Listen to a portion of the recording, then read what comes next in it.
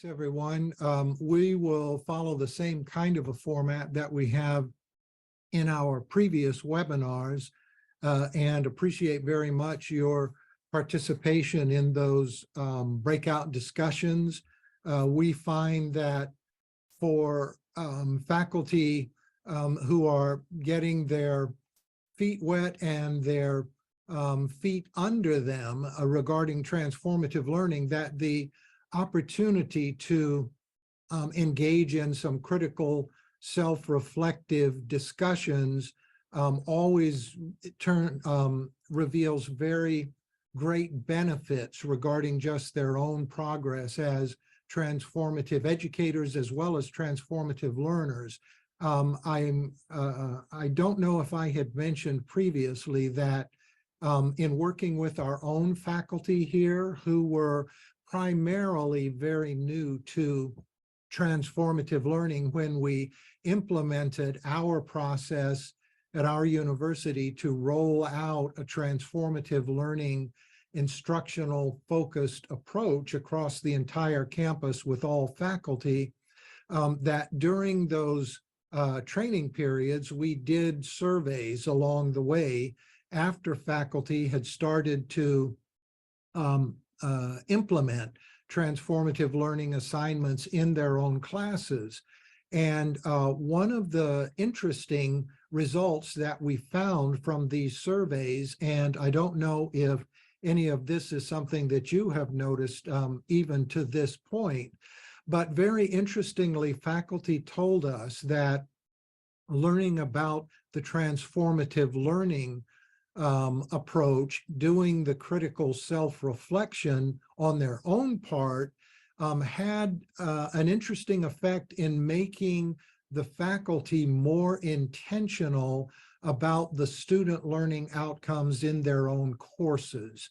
And as faculty professional developers, this was very interesting information for us to receive because it told us that this process of critical self-reflection meant that not only was the critical self-reflection about themselves personally, but it was also moving into the area of helping them become more facile, critical reflectors about what they were doing in their courses above and beyond the TL associated assignments that they might be using with students. So we found that very interesting, and I thought I would mention it here at the beginning, just because as you get into your breakout discussion groups, that might be something in addition to the questions that will be posted in the chat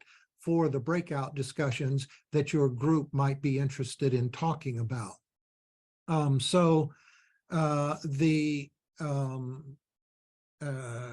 routine, as I said, is very similar to what we have done in the past, and we will be very interested in the discussions that follow after your breakouts, and we will ask you if you would, as we always do, and we see in the chat that this is already happening, just as a reminder to introduce yourselves to everyone else. Eventually, as a cohort, we almost recognize people on the grid, but until then, this is always good in the chat. With that, I will hand it back over to Eric for us to recall our experiences in course 3. Great, thanks, Jeff. So as we've done now for 2 of our other sessions, end of course 1 and end of course 2, we're following a similar format, which hopefully allows us to enter more deeply into it each time we do it. So the first movement that we have in our time today is I'm going to kind of do a slow reading back through the course 3 modules and topics. The invitation there is just to kind of remember and recall what you've learned in course 3. If you're still working through it, that's okay. But you know, as we kind of read through these topics and modules, just be present to what's coming up for you, thoughts, feelings, insights, things like that. Because then after that, you'll go right into your small groups where you get to have a chance to share with each other kind of your own experiences throughout this course. We have some of the same questions that we've had for the last 2 sessions. Again, you don't have to use any of those questions, or if one of them stands out for you, you can use them. But really the invitation in our small groups is just kind of reflect on your own experience. This is a transformative educator program, so reflecting on your own worldviews about education, your own identity as a professional educator, the work that you do with students and the importance and value of it. These are all the kinds of discussions that we hope to foster, as we hope that this program, the certificate program, is a transformative learning process for you as well, as you decide, as you work to make your classes transformative learning experiences for your students. After the small groups, come back to large group, as Jeff said, where we have share these insights and try to glean even greater kind of crowdsourcing our insights and wisdom before we wrap things up here this afternoon. Or evening, whatever time it is, wherever you're joining us from. So with that, I invite you to kind of sit back and relax. I feel like I'm a kind of a flight attendant or a pilot, and I just sit back and relax and enjoy the flight. I'm going to take us and walk us back through course 3, each of the modules and each of the topics. Again, as I just mentioned, just kind of allow to what comes to your thoughts, feelings to come up as I read through this in kind of a slower way. And then that's what you will take with you into your sharing with your small groups. So take a moment to kind of center yourself and kind of be present to my voice as I read through the different modules and topics from course 3.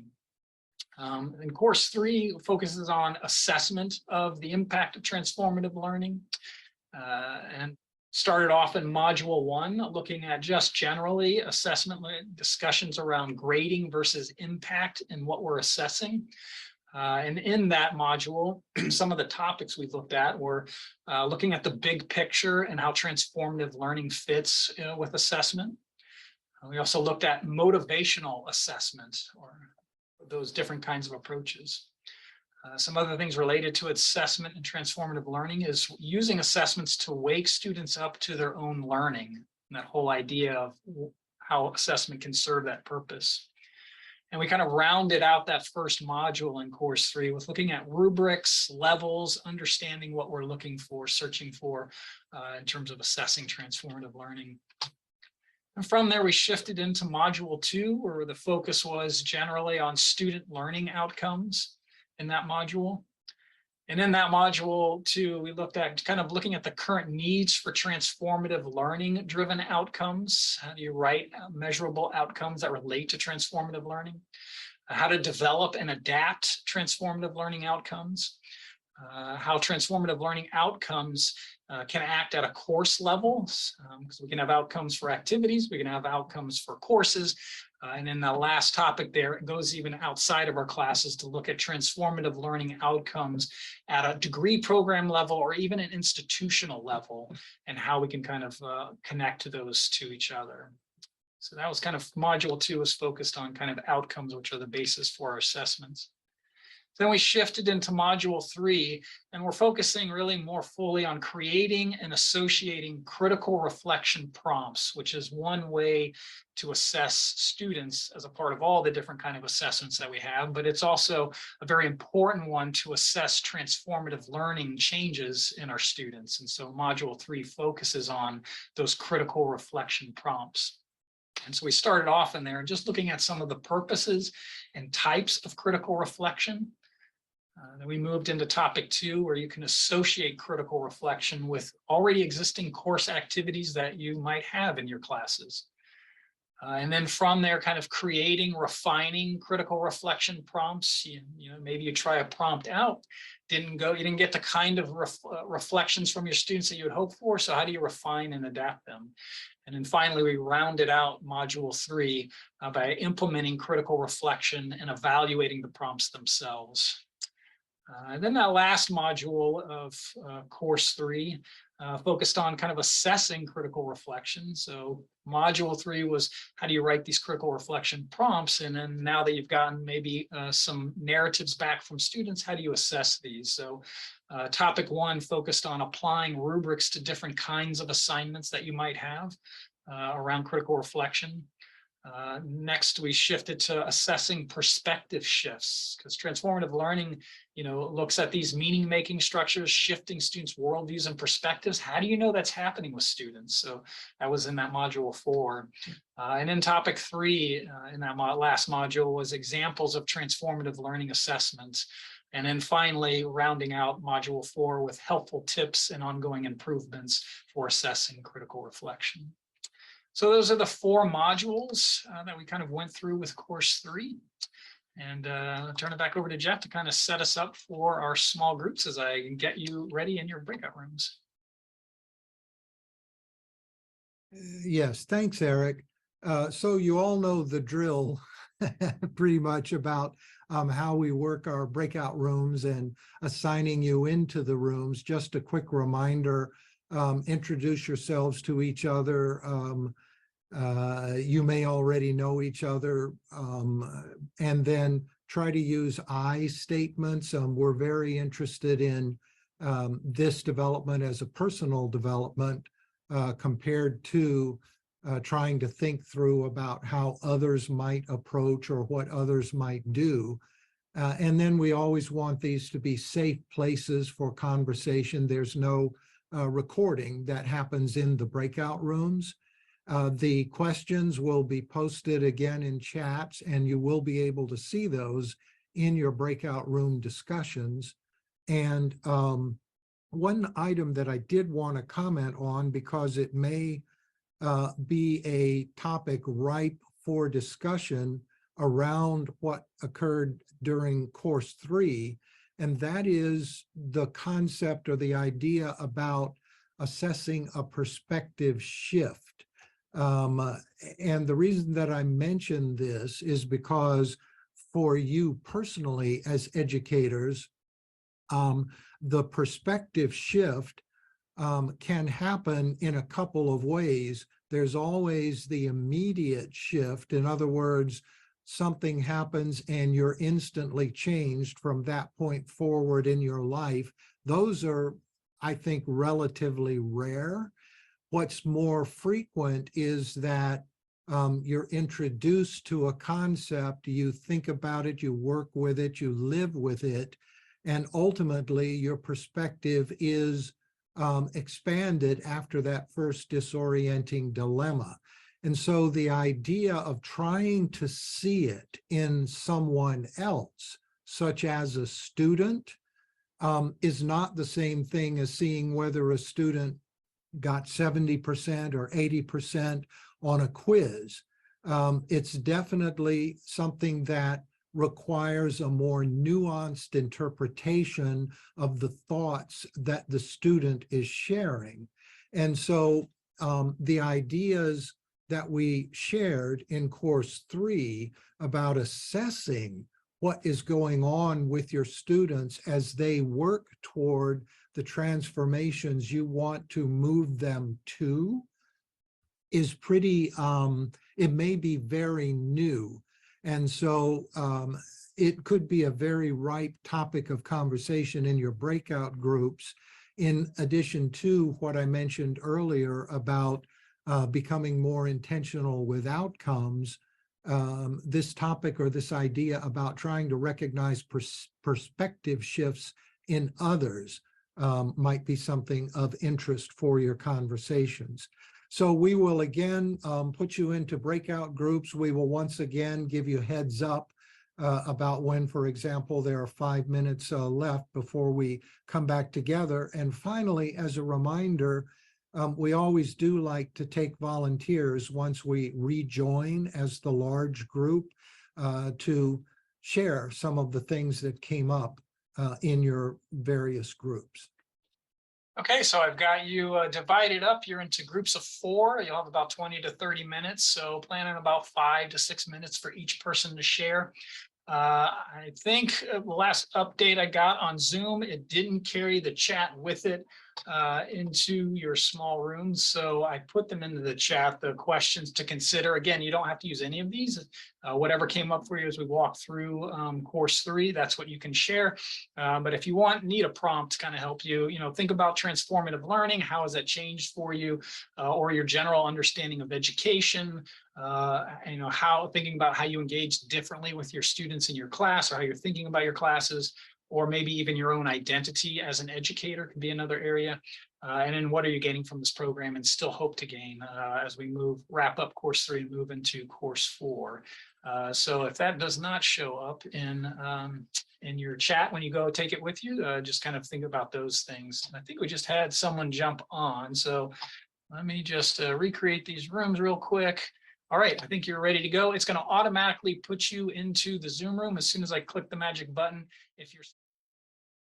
All right, I think we have everybody back, and you all must have been having some generative conversations, because usually people will kind of come back when you send out the little message. People start kind of trickling in, but y'all like waited till the hammer was dropped to come back, which is hopefully a good sign. I'm going to go ahead and put everybody, I'm going to do the mute all thing, so that, because oftentimes our mutes are, come back muted and have background noise. So I'm going to mute everybody, and I'll allow you to unmute yourselves. Yep. And okay, and then Jeff will take us away. Yeah, thank you. Welcome back, as Eric said, from your breakout groups, which it sounds like might have been very engaging and very interesting. So we are, as we always do at this point, as a first step, just invite some volunteers who might want to share the interesting discussions that came up in your breakout sessions. Let me speak up now. Go for it, Sandra. We had an interesting, vibrant, vivacious, and robust discussion. Perfect. We had somebody from criminal justice, education, adult ed, and business. So it was a rich variety. But what and unfortunately, not everybody could get through module 3, course 3, because of glitches. However, the question was, how can we assess this? And I was taken with the rubric talking about transformational. It's not a 3, 2, 1, 0 rubric. It actually talked about not achieved exposure, integration, and transformation. And it is very generous in its details, is what we discussed there. James uses a lot of team building in his, taking them through projects and working together. And Tina was talking about some rich activities that she had where they had the application. We did discuss the, and I really like in LMSs and Word where you can put comments, insert comments, and that way you could say, okay, what do you think? How can we expand this? What do you think about doing this? And as long as you remember to turn it on, it's okay. But the thing that I see, I think that Gloria had some really good comments that she felt kind of, I think, let down that she couldn't get into course 3, but that's fine. She's going to go into it and really, I think, get a lot out of it when we look at these categories or these tenets, because we also talked about, and this is so unfortunate, a lot of the students that we get when they first come in expect to be spoon-fed. And this has been exacerbated by COVID.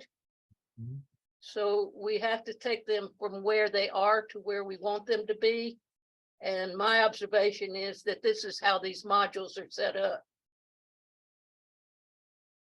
Yeah, absolutely. And that's such a great observation, that comment about students many times expecting to be spoon-fed.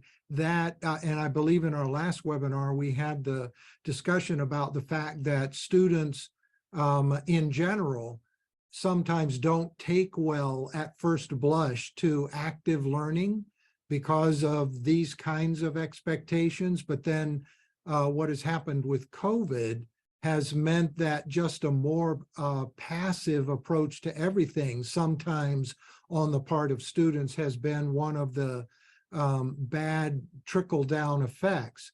But with transformative learning, one of the learning curves for students with the critical self-reflections is that the expectation to be spoon-fed brings along with it an expectation that there's nothing that they have to generate.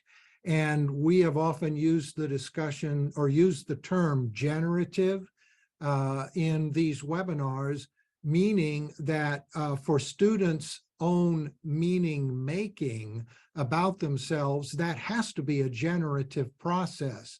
And so in creating the reflective prompts in a way that helps bring students along in a way that lets the prompt elicit from them those beginning stages of trying to be generative, to understand themselves, is an art.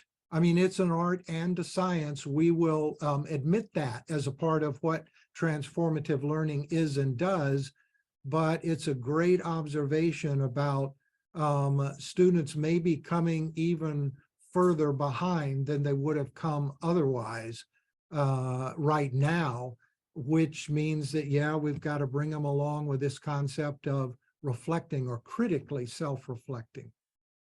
Well, I will say that I found this to transformative learning to be always becoming. That's a great way to say it. You mean always become a person, a human, always becoming? You're never there. You're always becoming. You're always developing. You've got goals in mind and you achieve it and you have another goal in mind. That's the way we should be with our students too, because they all expect to have A's, but if we generate rich conversations and reflections with them, then they should always be growing and always becoming. Yep. Yeah, thank you for that. And I just noticed in the chat Tina had posted that I think the reason students were spoon-fed and the issue we face in higher education is they truly don't have the skills to learn. We need to first provide them with strategies to meet their own learning styles, and then we can bring them along in reflecting on their own learning. So yeah, thank you for sharing that comment. Yeah, we call it scaffolding in education, but that's just the jargon for building. Just like building a building, you put the scaffold up. Right. Yeah. And I'm glad you commented on the rubrics. One of the things that we also, that our staff here who work with our faculty to use those rubrics in their class like to point out is, we're not here to force transformative learning. Like, it's something that just has to happen, where, as you said, kind of scaffolding, providing them with structures and frameworks so within which transformative learning processes can happen, and those critical reflection prompts can really help elicit those kind of reflections in students. I have no doubt that in most of your classes, students are going through it. They're having new insights. They're thinking differently about themselves as a person, about the profession, about the world around them. And so it's just a matter of like having them focus their attention on those perspective shifts that are happening for them, and then giving them prompts which help them to then reflect more deeply on it. So thanks for sharing that. Other groups that I would like to share.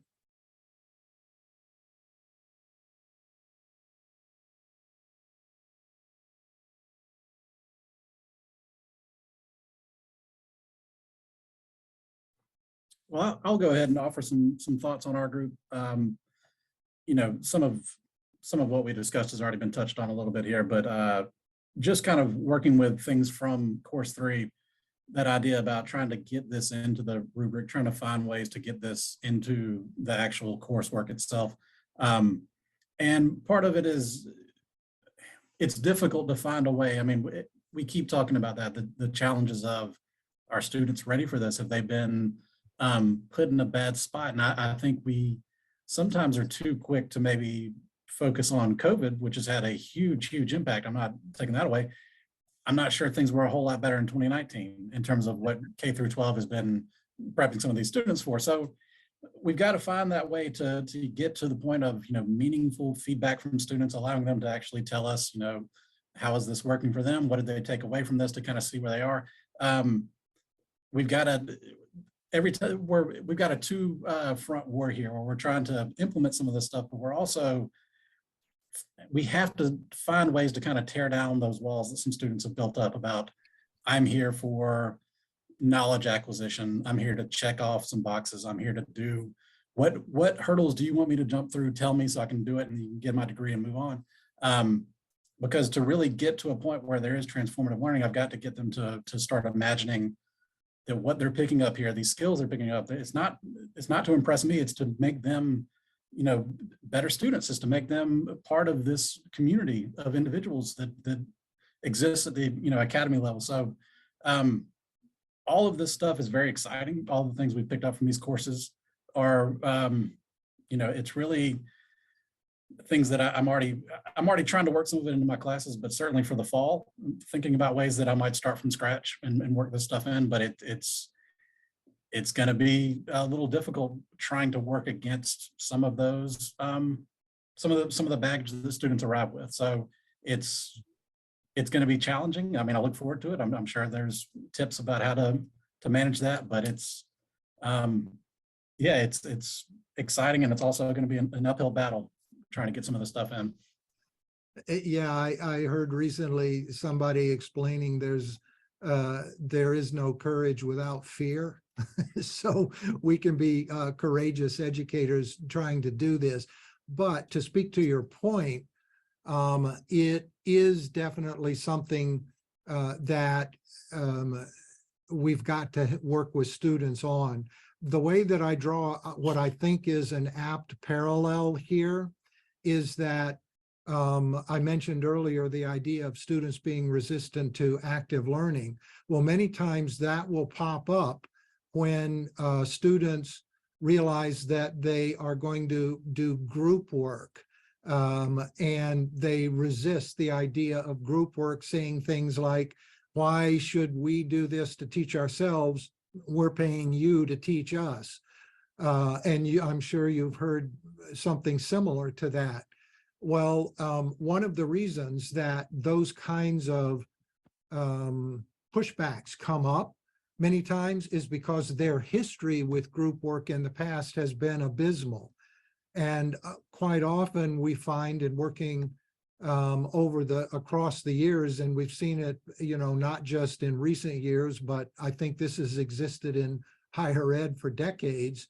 Very often when students begin to understand the difference between a group and a team, because of how the instructor is able to set up the environment, the expectations, the guardrails, so that it's actually a team that becomes the functioning unit, as opposed to groups as students have experienced them in the past. And that gets them over the hump, but you can see that doing that requires the setup coming from the faculty. And so helping students realize that why they're doing these reflections actually is, as you put it so well, to help them become better humans. It's for their own betterment. It takes a minute to get them there, but being clear and explicit to help them understand that at the beginning is always a good thing. But we all know as faculty, just saying it doesn't get there. You have to actually get them into the work in order to be very successful. And I'll finish with just one quick observation that you may find a helpful tip. One thing that can be very impactful in the classroom is the idea of do, then name. Because if you throw out the phrase critical self-reflection, that's like a jargon, that's like a lingo. And it can be similar to a student that's, let's say, first time they're in an introductory chemistry class. They hear all these terms, they've never used those terms before, they don't make sense, they don't know how to put the pieces together in their own mind because that lingo doesn't connect to what's already there. And so finding a way to ease them in using their own language, even if you have to couch it in terms of, when you think inside your own mind, that may seem to be a really weird way to say it, but it may resonate more with the students. Yeah, and I'm just noticing in the chat, Jen's comment here about equity, the question of equity and how K through 12 is preparing for college. You also have to consider type of education. Maybe it's less about how prepared students are and more about how we respond to their experiences and learning styles. And also just noticing that student from underserved community may not have access to college classes to prepare them for college, like AP not being equitable. Jen, did you want to say more about that, your comment? Oh, no, I think that's enough. It's a very, very helpful one. Thank you so much. Yeah. And that's, again, a part of what transformative learning is trying to do, is be student-centered and like meeting students with where you're at, which we already heard said here today. So thank you for that, Dr. Ritchie. Next, other groups. What were your conversations that y'all were focusing on?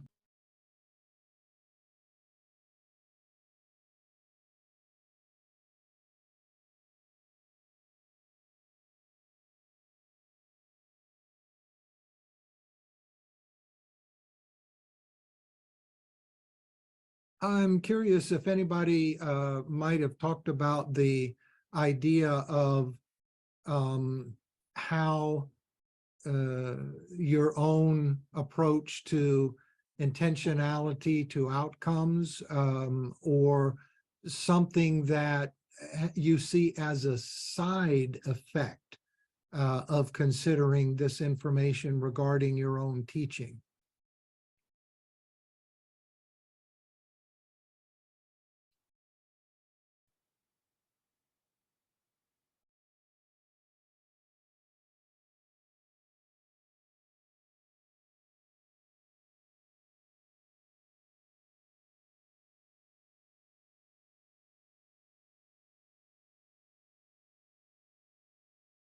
We're practicing here the lessons that Mary Budd Rowe presented to education decades ago.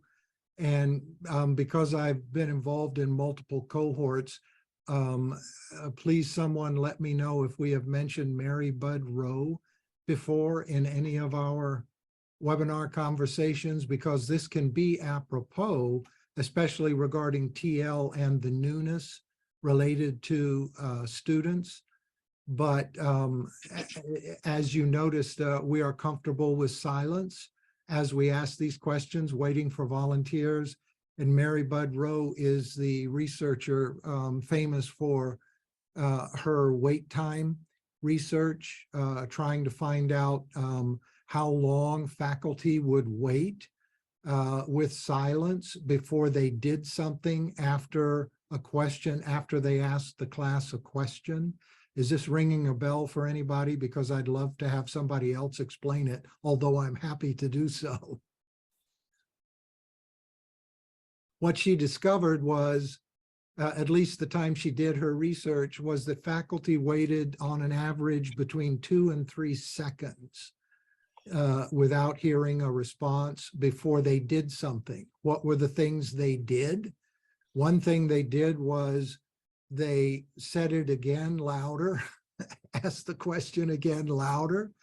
Another thing they did was call on someone to say, answer the question. Another thing they did was to rephrase the question. And another thing they did was to answer the question themselves. And what she discovered was that when faculty were trained to wait the silence, that eventually the students would jump in. I remember one faculty member telling me when we were having this discussion in a workshop several years ago at New Mexico State, that she was familiar with Mary Budd Rowe's research. And so she actually brought a timer with her to test this out. And she said, after I started doing that, I found the longest that I ever waited out the silence was 17 seconds.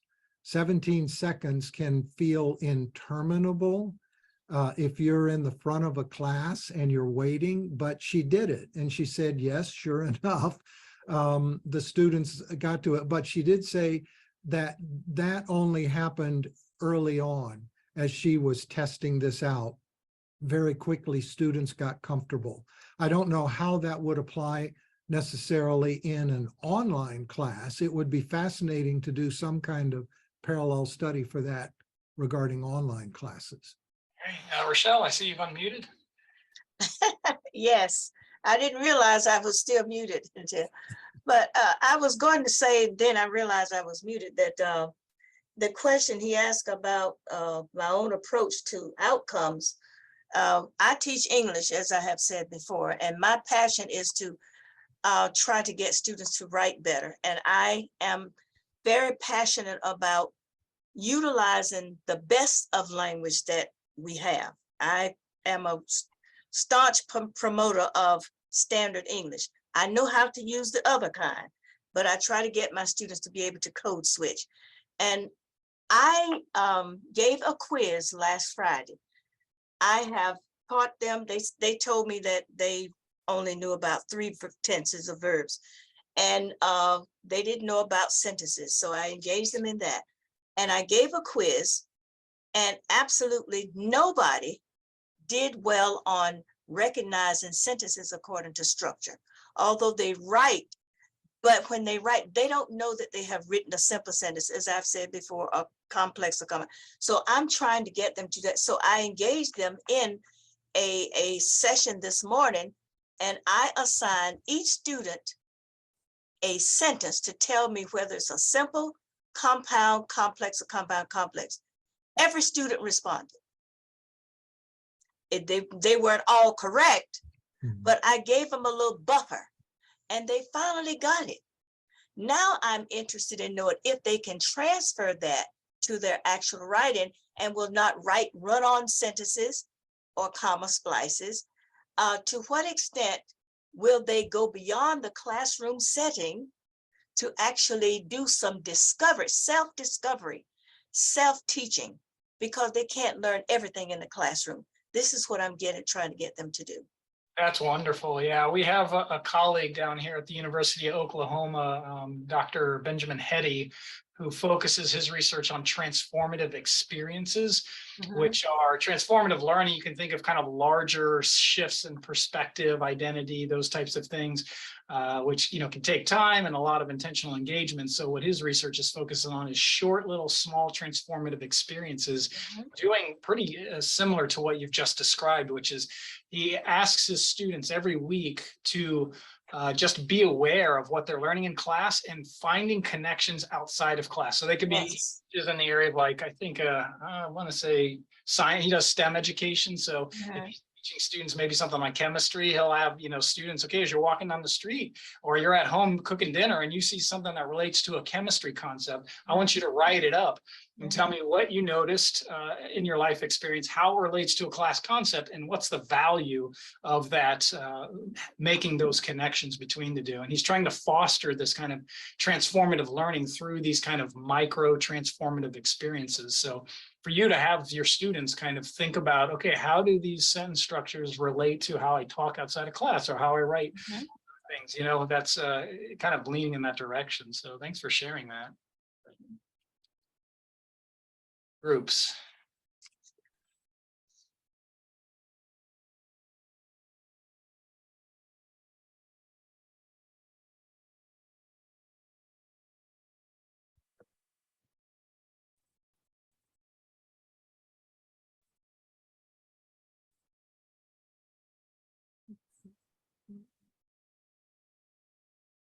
Yeah, I'm just seeing the chat comment, Hogue, Martin Bickman at CU Boulder.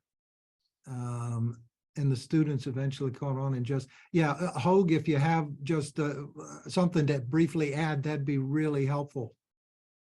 Sure. Yeah, he was a beloved English professor at CU Boulder, and that was one of his teaching methodologies, where he would just famously use the Socratic method a lot, but he would ask a question and then simply just refuse to break silence, and it was quite unnerving at the beginning of the semester, and people would be fidgeting, and but he would be completely comfortable And he would just, sit on his desk or like lean on his desk and just very patiently wait and look around, not at all in a rush, or didn't at all. He didn't seem at all awkward, but everyone in the class felt incredibly awkward.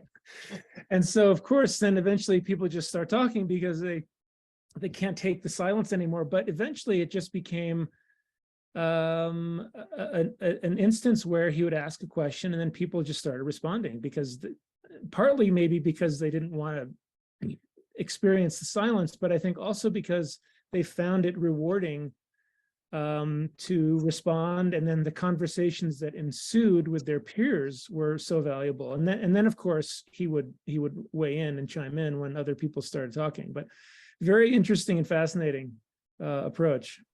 Yeah. Hog. So I notice there's a few groups we haven't heard from yet, so I'm gonna, oh yeah, Dr. Gary. Yeah, I'll jump in. So you haven't heard from me in a while. So we had education, and one thing that we talked about was how to apply the TI into like the one-to-one model. I think that we work in at National University, and so in the one-to-one model, the instructional designers designed the course curriculum. And so one thing that they do have built in there is the reflection piece, the self-reflection piece. So the student gets to reflect on, the topic. And so we were talking about how to integrate into, I think it was topic 2, empowering students to become their own agent, because there's no other person that they're learning with. And using the critical reflection framework that we got, I think it was two modules ago, but to be able to use those to see if they were just describing the phenomenon or the topic, or were they going into an analytical, and were they expressing themselves in that critical. So being able to take and facilitate the student through the journal in those steps to acknowledge that they were in the descriptive and show them what descriptive was. And then to see that transformation happening where they were empowered to see their own transformation within the subject matter. And specifically, I talked about ED 7009, which is teaching a diversity of learners. And some of our students in the doctoral programs are teachers themselves, and introducing them to transformative learning. So I think it was like modeling that to them to see if they can apply it in their classrooms to see if they were able to help the student get into that deeper critical self-reflection. That's kind of where we kind of landed in our group. Yeah, that reminds me, it was back in probably course 2, we had had a presentation of a sort of shorthand on those 3 levels that correlate with what, so what, and now what. And so trying to recognize in a student's reflection whether they're at the what, which is purely descriptive. You use the word descriptive, Dr. Gary, and distinguishing between, are they simply describing, which is pretty much all they know how to do a lot of times when they come into our classes.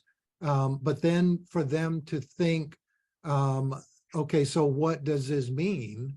And then finally to get up to the level of, so what does this mean for me that I do in my own life, which has changed from this point forward, is one kind of way to think through the leveling up, if you will, through those levels when using a rubrics approach to assess critical reflection statements. Yeah, great. And I'll just have one comment on the uncomfortable silence. I love uncomfortable silence. I'm comfortable with it because I'm usually one of the first to break it. So I sit back and say, okay, I'm going to wait.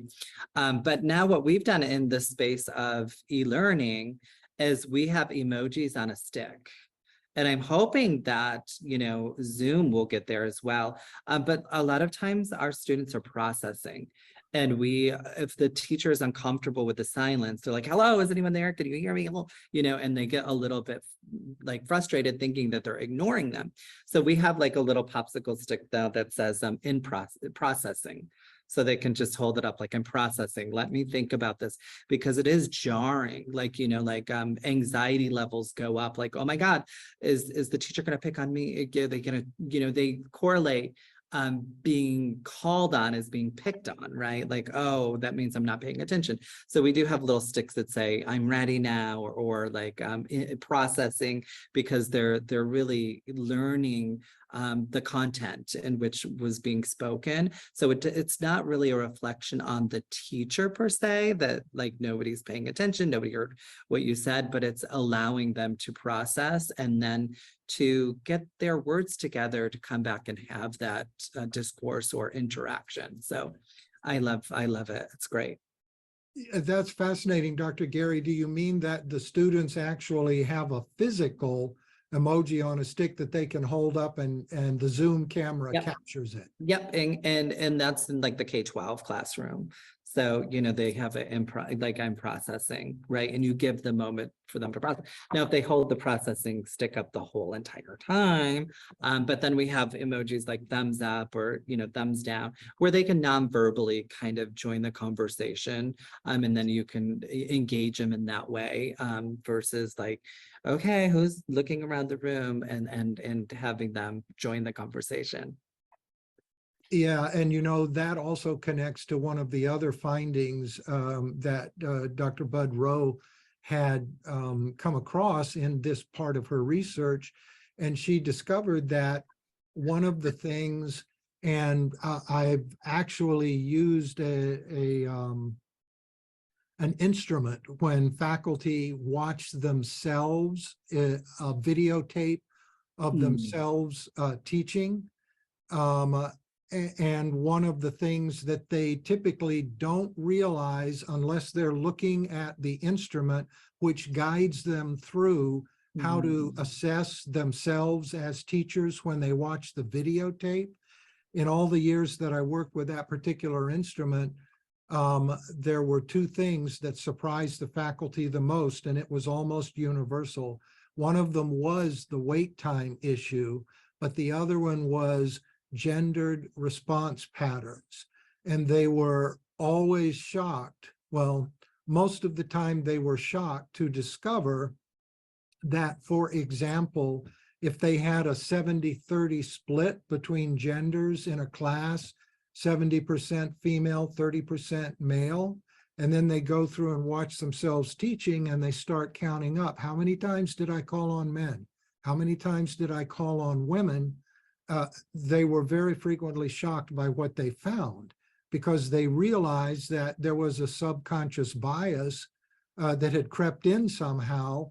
And in spite of the split, they were in fact calling on men more frequently. So that, connects to this idea of wait time. And it also connects because she found that students process differently, and therefore your idea of emoji on a stick to let the students know, or let the teacher know they're processing. Some students just take longer to process before they're ready to answer the question. And if other people have their hands up first and you always call on them, then you're disadvantaging that processing style for those students. That's right. Could I add something here? Surely. I find that if I have a question to ask about a lesson, I'll say volunteer. And I always have a volunteer. And when I get volunteers, it seems that the other students then begin to get comfortable to insert in their ideas. So I've been teaching in higher education for over 50 years. I've never made it a point to be one-sided, gender specific. I ask for volunteers first. And if it's a female who volunteers, yes. And if that person, whatever that person, which the person responds, if it's correct or incorrect, I thank you. And then other students begin to open up. if I'm not judgmental, if the student is wrong, I said, that is an interesting thought. I thank you for it. Does anyone else have anything to add? Mhm. And that opens up the conversation. Yeah, that's a great technique. Yeah, thank you so much for sharing that. Yeah, all of these great ideas. This is why we do these sessions, is to learn from the shared wisdom that we have amongst us. So thank you all. Well, we are coming close to the end of our time, so we're going to wrap things up now and kind of give a prelude here to course 4. Yeah, and coming up to course 4, we just loved putting course 4 together. It's the one about change agency for transformative learning.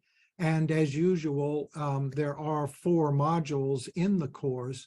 But what we wanted to help you think about in course 4 was how to become advocates for transformative learning, because what we've discovered over the years here at our own university, but also in working with other universities around the US and around the world, that are adopting and adapting transformative learning into their missions, cultures, institutional visions, and so forth, is that the reason that institutions are very intentional about wanting to go with a transformative learning approach is because they want the outcomes within the community, within what happens with employers when their graduates get into the workforce.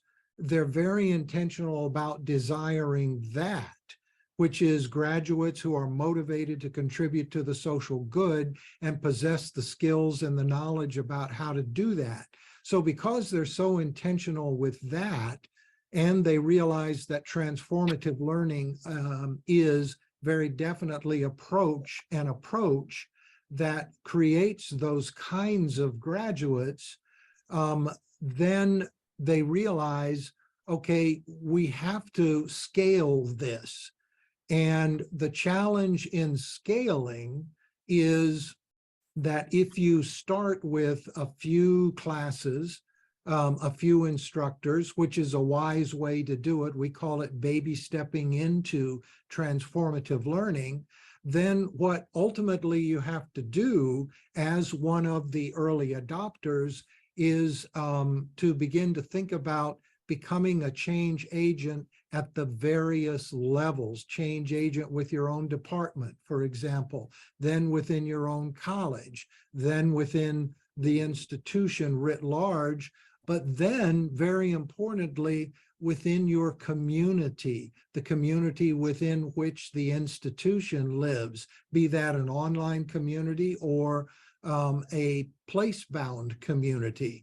And so Course 4 is basically module by module, providing information about how to do that, so that by the time you get to module 4, we're actually helping to guide you into thinking about transformative learning as a global force for good. And you will discover the term GLOCAL, G-L-O-C-A-L, that will pop up in course 4, a combination of global and local, because that is the kind of mindset that all of us need to be thinking about or taking into workplace, community, family life, etc. So we're excited about your opportunity to work in course 4. And when we gather together for the next webinar, that will be a course 4 webinar as well as an end of program webinar.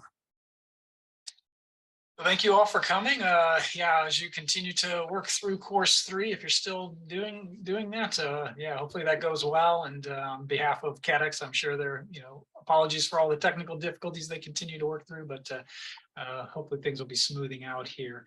Have a great rest of your day, a great rest of your week, and we will see you again, same time, same place, I believe in 3 weeks from now is when our next one is. Take care, everybody.